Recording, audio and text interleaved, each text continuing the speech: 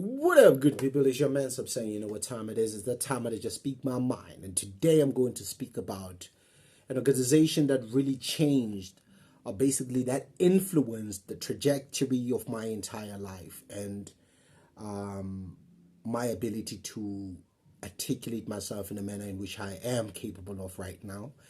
An organization that was really a great platform, a great foundation for my development as a person who didn't really have a lot of access as far as opportunities are concerned.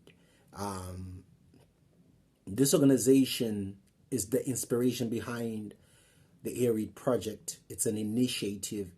I mean, it's not even an initiative, but the Ear Project is an initiative out of it. It's just basically a digital version of that organization. Here's why this organization is so important: because knowledge dissemination and knowledge,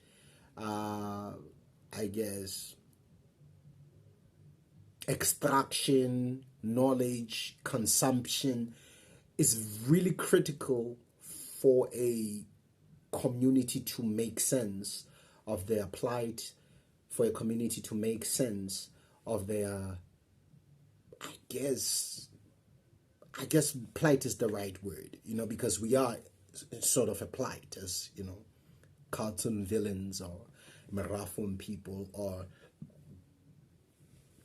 just as South Africans, right? And, I think knowledge dissemination is critical.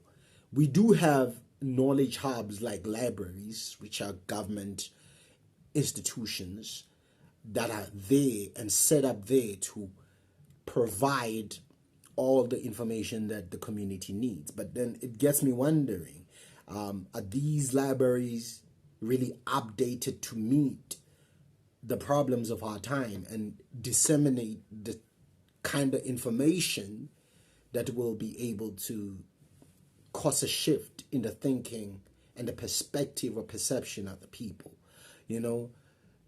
I believe that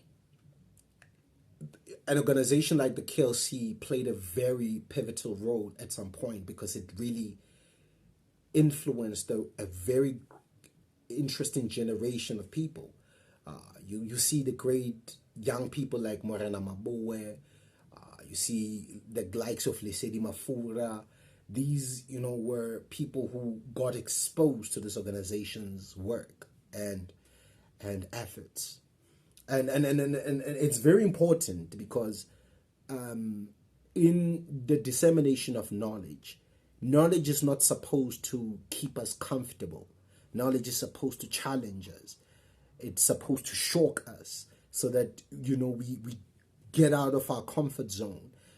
If, we have a certain belief or a knowledge system that we are clinging to, new knowledge has to come and shake that. It has to disrupt and cause one to really go into themselves and really develop a thick skin for whatever the current time is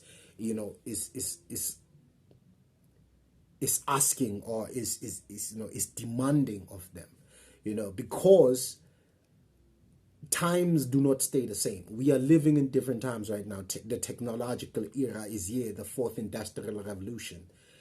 Is the libraries facilitating the type of information that will be able to shock you in such a way that you will be able to make informed decisions going forward to protect yourself from the monster of the future that is definitely waiting to swallow you if you are not prepared. And that's why knowledge systems are basically knowledge hubs like the KLC, which are founded by people who have a real understanding of the conditions or their immediate conditions in their immediate environment, and how important, and we can actually spot the very information we need to hear, the very information that will be essential for our well-being, that will be essential for our growth as a people, and that will be essential for our livelihood, as husbands, as fathers, as just brothers and sisters, and you name it. Because I don't think our libraries are doing that.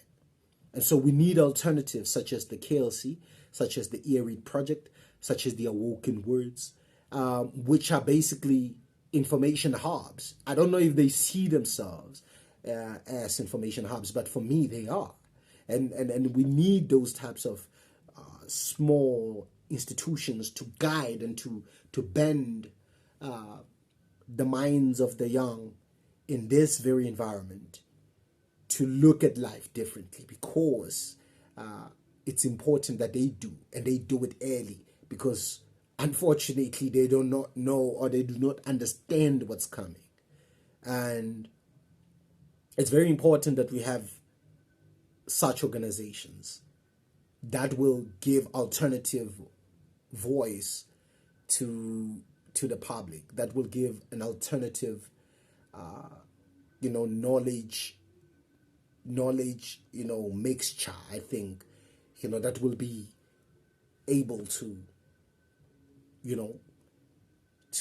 to build us up as a people and as a community to be self-reliant, self-aware, and self-sufficient, and not really wait on quote-unquote leaders or messiahs to take us out of our own plights.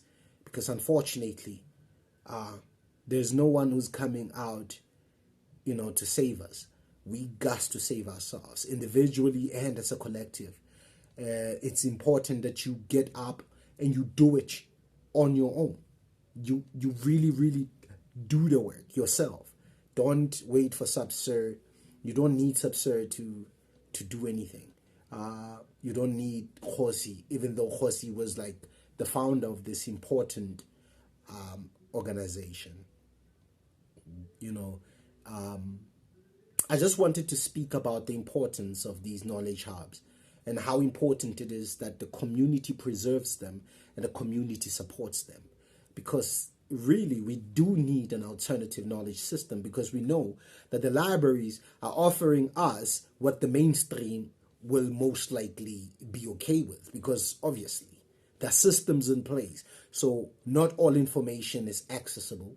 You will be guided, by, I guess, the powers that be to say, no, you can't sell such and such book to or you can't put such and such book in a library because the information is too controversial or whatever. But who the hell decides what's controversial to me? As an adult who can make informed decisions, I feel like you should allow me, even if maybe you put like an age restriction on some of the books, it's fine.